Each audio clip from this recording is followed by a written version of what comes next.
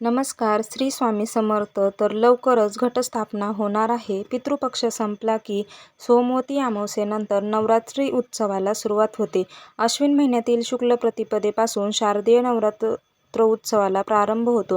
गणेश उत्सव गेल्यानंतर सगळ्यांना वेध लागतात ते नवरात्रीचे. नवरात्रीच्या 9 दिवसात देवीच्या 9 रूपांची पूजा केली जाते. तसेच अनेक ठिकाणी देवीच्या मूर्तीची प्रतिष्ठापना करतात, तर घरोघरी देवीची मूर्तीची प्रतिष्ठापना करतात. घरोघरी या काळात घट बसवले जातात.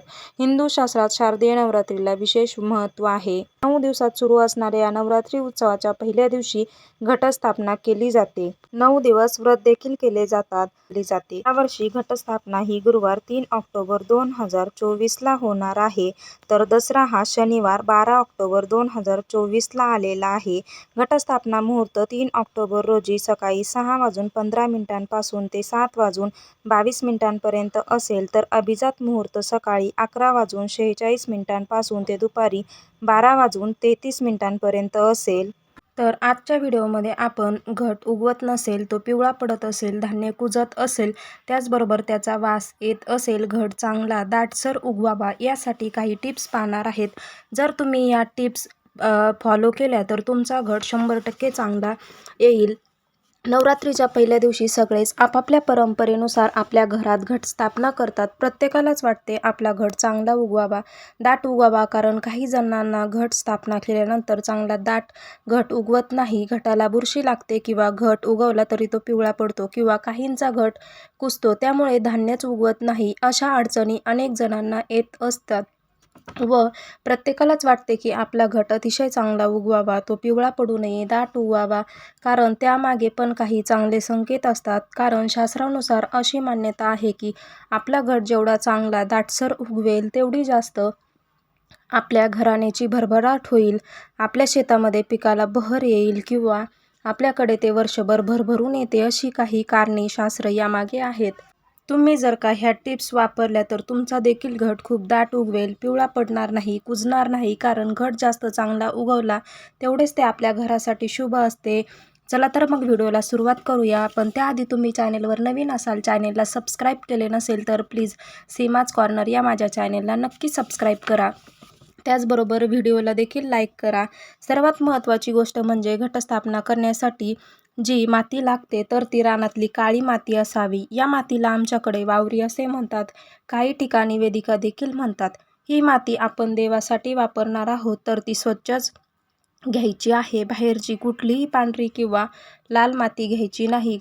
घटासाठी दुसरी कोणतीही माती वापरू नये, कारण त्यात घट चांगला उगवत नाही. शेतातील काळ्या मातीमध्ये घट चांगला उगवतो. आपण घटासाठी जी रानातील काळी माती वापरणार आहोत ती चाळून घेऊ नका. जर जाडसर व मोठी असावी, त्यामुळे मातीचे छोटे छोटे दगड देखील असावे. जर माती चाळून घेतली तर त्यात पाणी टाकल्यावर त्या मातीचा चिखल होतो व ती माती दबली जाते व त्यात मात्र मातीमध्ये मोठे मोठे मातीचे दगड असतील तर ते फोडून घ्यायचे आहेत. पण माती चाळून अजिबात घेऊ नका. माती थोडीशी जाडसरच घ्यावी, त्यामुळे ती भुसभुशीत राहते. ज्यामध्ये घट बसवणार आहोत म्हणजे तुम्ही ताटात, पत्रावळीत, परडीमध्ये बसवणार आहेत, त्यात आधी खाली मातीचा एक जाडसर थर द्यायचा आहे. पण त्याखाली खूप पातळ थर देऊ नका. धान्य टाकल्यावर आपण पातळ थर देणार आहोत, यामुळे खाली जाडसर थर द्यावा व माती हलक्या हाताने पसरून घ्यायची आहे. ती हाताने अजिबात दाबायची नाही, त्यामुळे माती भुसभुशीत राहते व धान्याला चांगले अंकुर पसरतात. त्यानंतर दुसरी गोष्ट म्हणजे घटस्थापना करताना आपण घटामध्ये पेरण्यासाठी जे धान्य वापरतो ते 5, 7 किंवा 9 प्रकारचे घेतात. तुमच्याकडे जशी पद्धत आहे तेवढे धान्य तुम्ही घेऊ शकता, पण हे धान्य देखील चांगले घ्यायचे आहे. ते कुजलेले नसावे. प्रत्येकाच्या घरामध्ये हे धान्य असते किंवा दुकानामध्ये देखील या धान्याच्या पुड्या भेटतात, त्या तुम्ही घेऊ शकतात. मात्र ते धान्य चांगले कडक, टपोरे व मोठे असावे. पोकळ, कुजलेले किंवा जुने मागच्या वर्षीचे धान्य यासाठी वापरायचं नाही.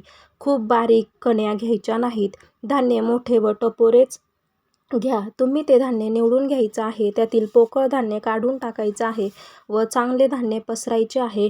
त्यामुळे तुमचा घट चांगला उगवेल. किंवा काही जण म्हणतात आमचे धान्य अजिबातच उगवत नाही, तर त्यांनी घटस्थापने दिवशी सकाळीच धान्य 2-3 तास भिजू घालावे किंवा आदल्या दिवशी पाण्यात भिजू घातले तरीही चालेल व घटस्थापना करताना हे धान्य आपल्याला पेरायचं आहे.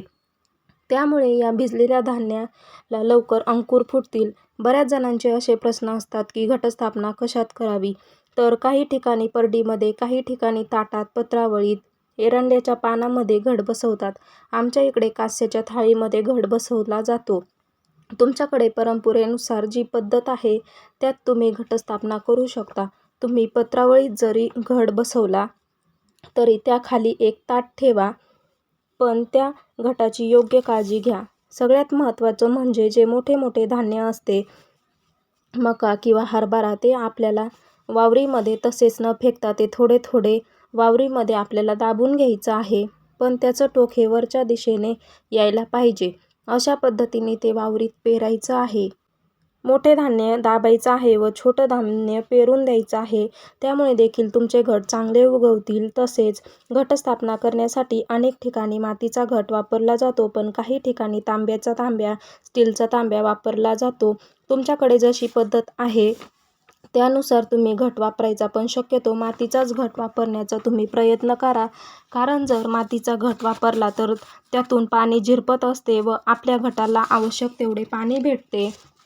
त्यामुळे घट चांगले उगवण्यास मदत होते. घटाला वरून जास्त पाणी घालायचं नाही. पाणी हे योग्य प्रमाणातच मिळाले पाहिजे. रोज रोज खूप पाणी घालायचं नाही, नाहीतर सगळा मातीचा चिखल होतो. फक्त आपल्याला आवश्यकतेनुसार थोडे थोडे पाणी शिंपडायचं आहे आणि मातीच्या घटामधून देखील पाणी पाझरते. त्यामुळे जास्त पाणी घालायचे नाही. माती ओली होईल तेवढंच पाणी घालायचं आहे. अगदी तांब्याने, ग्लासाने पाणी घालायचं नाही. आणि तुम्हाला असं वाटलं की माती कोरडी पडली तर थोडं थोडं पाणी शिंपडायचं आहे. 2 टाईम पाणी घालायचं आहे. दररोज सकाळी उठल्यानंतर, अंघोळ झाल्यानंतर घटाच्या साईडनी अगदी थोडे थोडे पाणी शिंपडायचे आहे. त्यामुळे घट चांगला उगवतो. जर घटामध्ये पाणी जास्त झाले तर त्यातील धान्य कुजते, त्याला बुरशी लागते व त्याला वास येतो व जरी घट उगवला तरी तो पिवळा पडतो.